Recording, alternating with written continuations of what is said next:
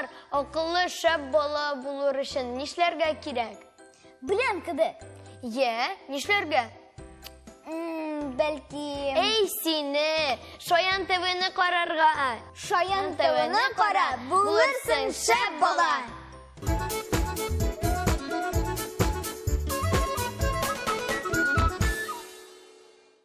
Шаян дәрес вакыты җитте. Шәкертләр, якынрак килегез.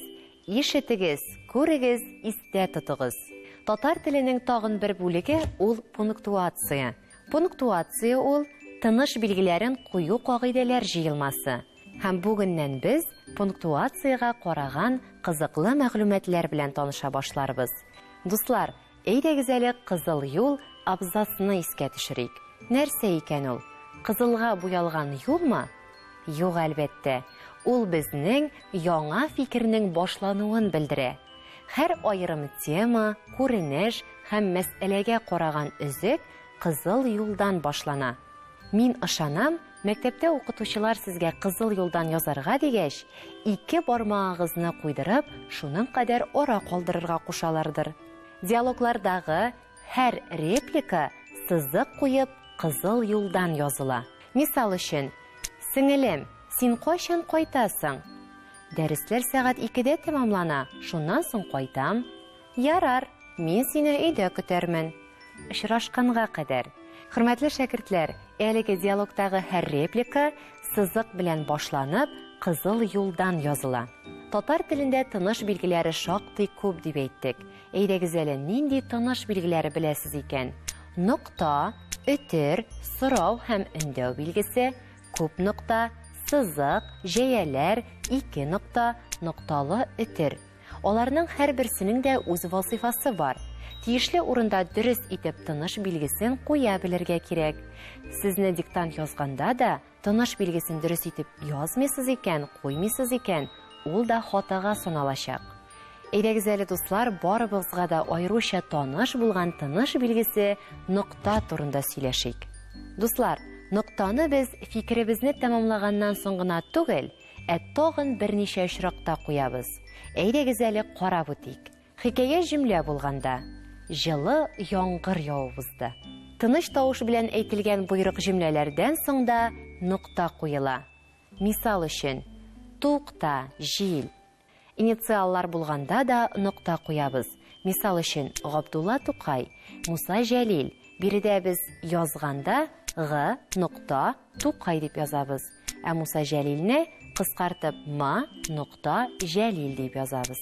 Кыскартып языла торган сүзләрдән соң да нокта куябыз. Мисал өчен, һәм башкалар дигән сүзне сез күп очракта кыскартып Х нокта Б нокта шулай итеп белдерәсез. Бу очракта сез нокталарыгызны куярга онытмаска тиеш. Драма әсәрендә персонаж исеменнән соң да без нокта куябыз.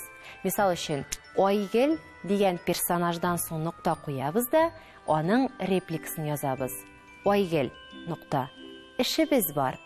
Ләкин барлык мәгълүматларда да, барлык кагыйдәләрдә дә искәрмәләр булып тора. Биредә дә безнең искәрмә бар. Кыскартылмаларда нокта куелмый. Мисал өчен, КамАЗ дигән сүздә безнең нокта юк. Драм түгәрәк дигән сүздә дә безнең драм дигәннән соң нокта куелмый. Үлчәү берәмлекләрен белдергән шартлы кыскартылмалардан соң да нокта куелмый. Мисал өчен, килограмм, метр, километр дигән сүзләрне сез кыскартып КГ, М, КМ дип язганнан соң нокта куярга тиеш булмыйсыз. Дуслар, бүген без сезнең белән пунктуация турында сөйләшә башладык. Әйдәгез әле белемнәрне ныгытып куйык. Димәк, иң элек кызыл юл турында онытмыйк. Кызыл юл яңа фикернең башлануын белдерә. Һәр аерым тема, күренеш һәм мәсьәләгә караган өзек кызыл юлдан башлана. Шулай ук диалоглардагы һәр реплика сызык куеп кызыл юлдан языла. Димәк, шәкертләр, без сезнең белән ноктаның куелу очракларына басым ясадык. Ноктаны фикеребезне тәмамлаганнан соң гына түгел, тагын берничә очракта куябыз. Әйдәгез тагын бер ныгытып куйык. Димәк, хикәя җөмлә булганда, җылы яңгыр явып узды. Шулай ук тыныч тавыш белән әйтелгән буйрык җөмләләрдән соң, тукта җил. Инициаллар булганда, Габдулла Тукай, Муса Жәлил. Биредә безнең исемнәрнең баш хәрефләреннән соң нокта куябыз. Кыскартып языла торган сүзләрдән соң да нокта куела.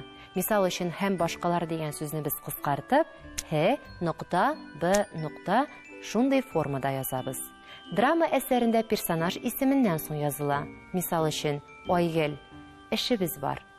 Искәрмәгә дә тукталып узыйк һәм истә калдырыйк.